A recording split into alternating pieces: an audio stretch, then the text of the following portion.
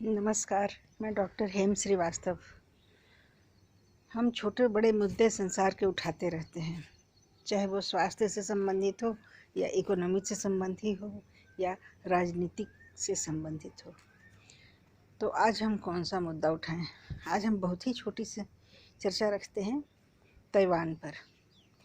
Taiwan फिर चर्चा में है, काफ़ी सुर्खियां बटोर रहा है, विशेषकर जब से कथित रूप से उसने एक चीनी विमान को मारकर गिरा दिया, उसके बाद से तो ताइवान बराबर सुर्खियों में है।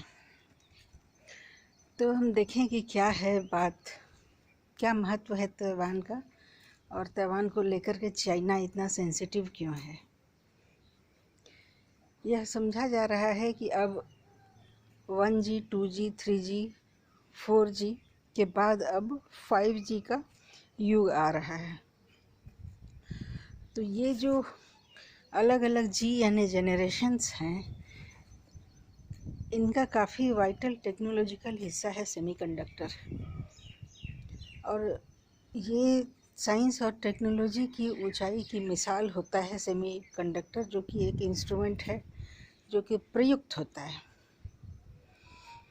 और 5G की जो टेक्नोलॉजी आने वाली है, जब पूरे आएगी तो पूरे संसार में छा जाएगी और काफ़ी दुनिया में इसका काफ़ी बड़ा रोल होगा और ये हर देश का हिस्सा बनेगा, ये समझा जा रहा है।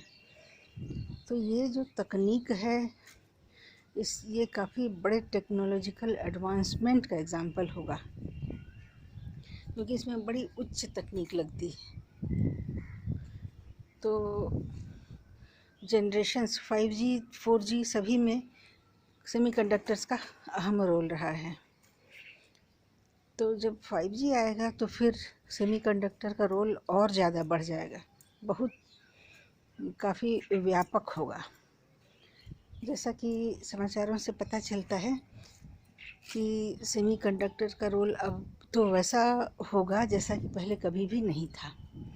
अब हम देखें कि सेमीकंडक्टर आता कहाँ से, कौन से देश कितना प्रोड्यूस करते हैं और इसमें चीन और ताइवान कहाँ है।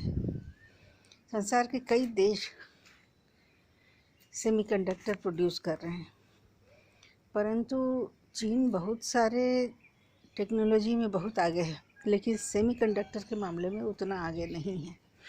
संसार का 6% सेमीकंडक्टर्स लगभग चाइना प्रोड्यूस करता है और करीब 63 यानी 63% ऑफ सेमीकंडक्टर ताइवान प्रोड्यूस करता है। तो यह समझा जा रहा है कि इसी वजह से चाइना ताइवान के लिए बहुत सेंसिटिव है और कई देशों को पहले भी मिलाने और अपने सीमा विस्तारवाद की नीति रखने के लिए चाइना को पहले भी दोषी माना जाता रहा है। भारत का भी एक हिस्सा उसने कब्जा करके रखा है, अक्साई चीन के रूप में। तो अब यह समझा जा रहा है कि चाइना जो ताइवान को मिलाने के लिए या उस पर किसी तरह से कब्जा करने के लिए जो हाथ बढ़ा रहा है या चर्चे इस बात के हो रहे हैं, इसके पीछे कहीं ना कहीं ये सेमीकंडक्टर्स ही हैं। क्योंकि सेमीकंडक्टर्स का अगर चाइना में दबदबा होगा, चाइना इसका सबसे बड़ा प्रोड्यूसर अगर होगा, तब तो सारा संसार चाइना की मुट्ठी में आ जाएगा, वो 5G के मार्फत।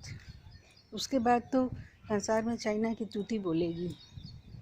तो शायद इसी वजह से संसार के बाकी देश भी बहुत सेंसिटिव हैं ताइवान के मामले में।